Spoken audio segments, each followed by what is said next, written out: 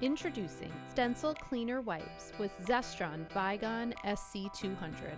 Paste residues and remaining SMT adhesives on stencil surfaces and apertures can lead to misprints, resulting in bridging and solder balling issues.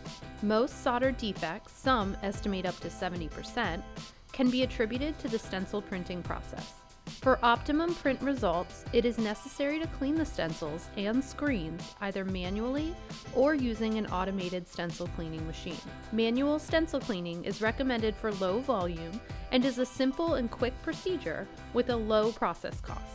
To get started, remove excess paste from the stencil with a spatula. Then, use your Vigon SC200 stencil cleaner wipes to wipe the front and back of the stencil, removing all remaining paste and adhesives from the stencil and apertures.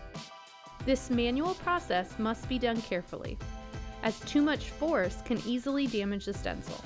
The Vigon SC200 stencil cleaner wipes are designed to reduce lint while efficiently removing paste and adhesives from your stencil. They are compatible with all nano coatings and a safe alternative to alcohol-based wipes, leaving you with a clean and safe process. At Zestron, we've got you covered.